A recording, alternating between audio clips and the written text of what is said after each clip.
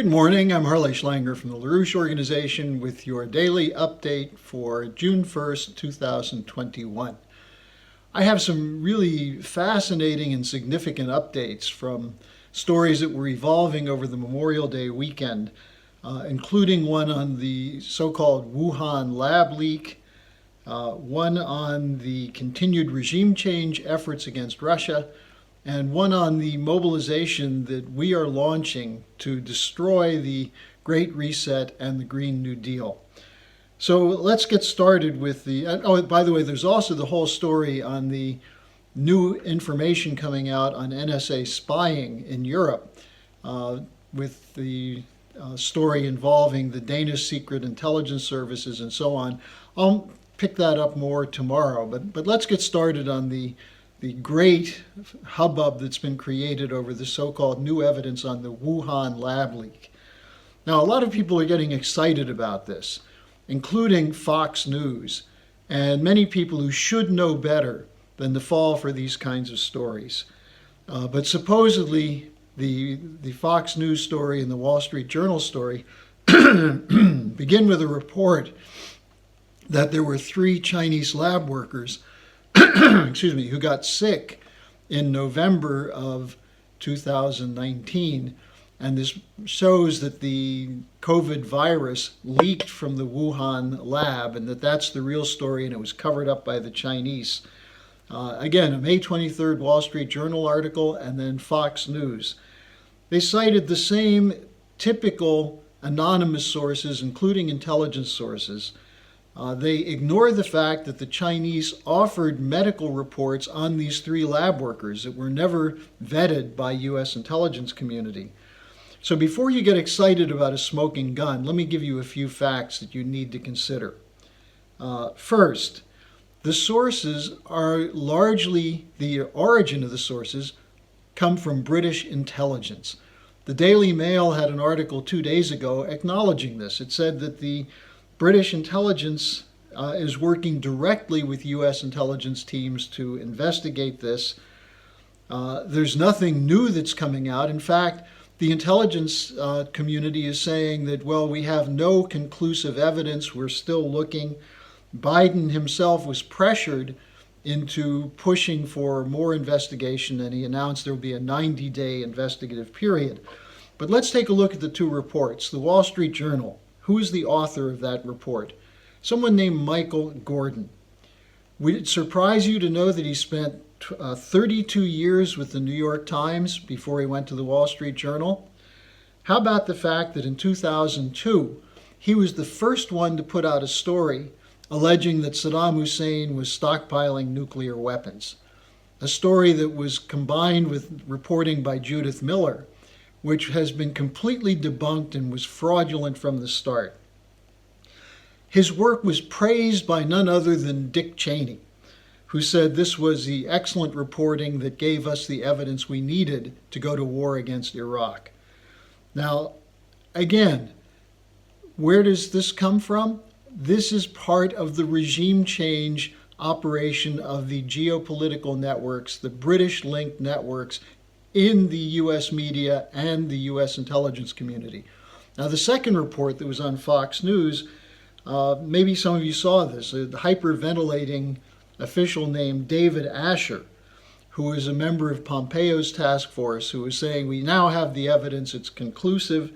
Now, who is David Asher? Is he a virologist? Is he a medical scientist?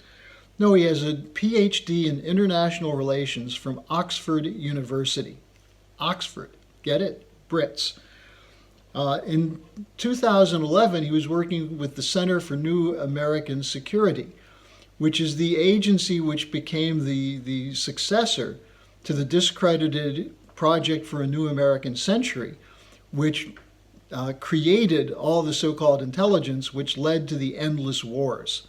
So he was working with that same network. And he wrote a paper in 2011 called Coercive Economic Statecraft and U.S. National Strategy, which promotes the idea of sanctions as the way to pursue regime change. The team he worked with under Pompeo included someone named David Feith, F-E-I-T-H. Does that name sound familiar? Perhaps you remember Douglas Feith, who is one of the key people, along with Wolfowitz, Richard Perle, and others, who fabricated the Iraq weapons of mass destruction story, which got us involved in the endless wars in the Middle East to begin with. So this is the network that's pushing the so-called new story about the Wuhan Lab Leak. Remember, the story about the Chinese cover-up originated with Niall Ferguson, a British so-called historian and propagandist for MI6, who wrote a story which he had to admit later was untrue, claiming that China was sending international flights out of Wuhan long after they had identified the coronavirus. He admitted it was false, but he said the Chinese nevertheless are responsible. The other person who was very much involved in promoting this story was none other than Sir Richard Dearloffe, the former head of MI6, who went all over the radio and news in the early parts of 2020 to claim the Chinese did this deliberately. Dearloffe is the same person who gave Colin Powell the fake dossier on Iraq's weapons of mass destruction. So what we're seeing is the network behind the endless wars is emerging to tell you today that China deliberately unleashed a virus on the world. This was a network that was denounced by Trump, who denounced the endless wars. But it was pushed by Pompeo. The question is Biden going to go along with this? And it appears as though he might, because he has the same policy toward Russia and China of regime change that was pushed by Pompeo. Now also, just keep in mind, this is the same network behind Russiagate that ran a 4-year coup against President Trump. So for those of you who are Trump supporters who are jumping up and down saying, we got the smoking gun on China, look at the sources of the story. Look at the truth behind the lies they're telling before you get sucked into another war. Now, we also have the second story, the escalation against Russia in the lead up to the June 16th summit of Biden and Putin. Remember, whenever Trump was about to meet with the Russians or the Chinese, there were false flags that led to new confrontation, in some cases sanctions, in one case a bombing in Syria over so-called chemical weapons, which has now been completely debunked. These are the kinds of stories that are used to sabotage an effort to get out of these wars. Now, the latest is this incident involving the bringing down of a Belarus plane with a so-called blogger activist, Protasevich, on it.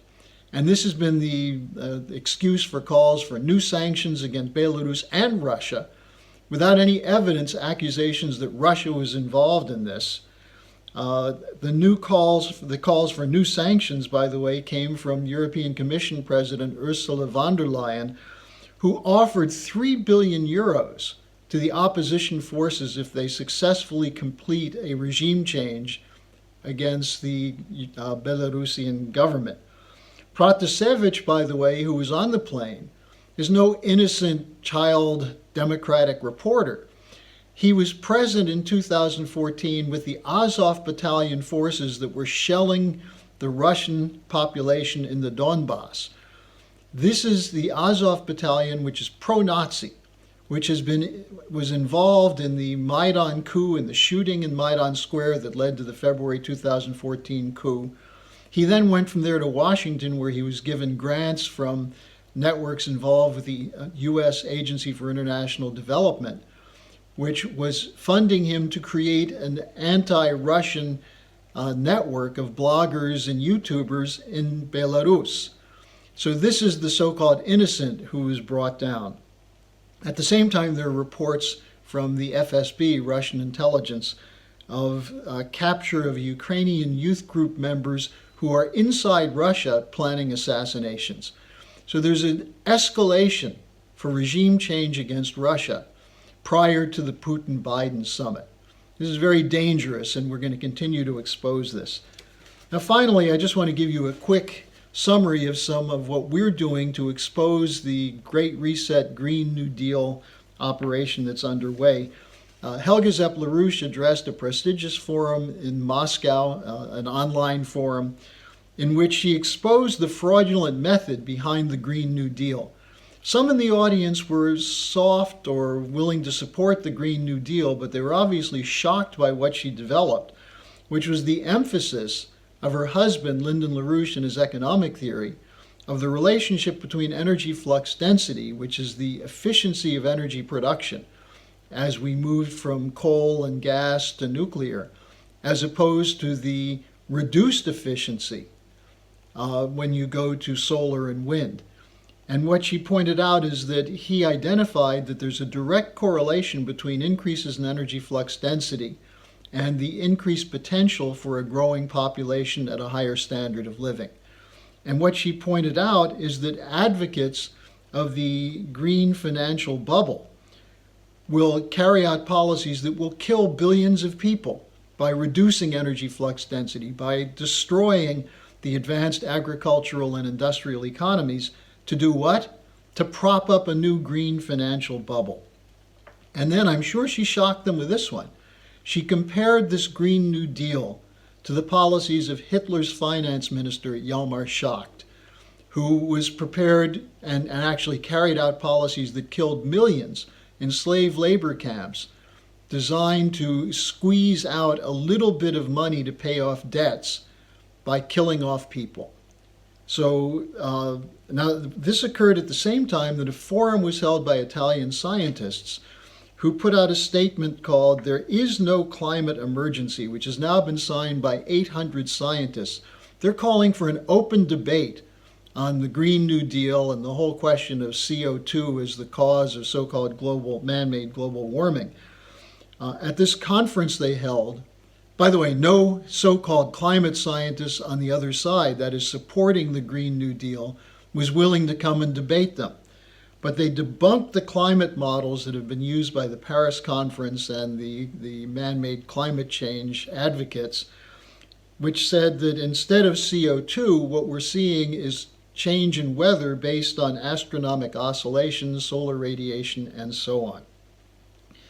So the fact that they won't debate it makes it obvious that they're trying to push through a policy that will kill people on behalf of the Davos billionaires without any evidence.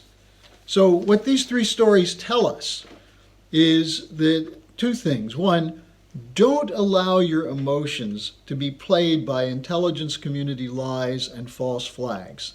It's important, secondly, to get the facts, to study these things and realize that we've lived through a period, especially in the last 20 years, but going back to the mid-60s and the 1971 pulling of the plug on the Bretton Woods system, a series of lies, false flags, wars on behalf of the neoliberal financial networks that are looting the world economy and have been responsible for the succession of bubbles and collapses. And they're about to do it again.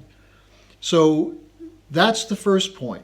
Don't be fooled by this. Don't let your emotions be played. Especially if you're a Trump supporter, study what was behind Russiagate, what was behind the endless wars, and recognize the same networks operating again today, this time trying to convince you to support what they're doing.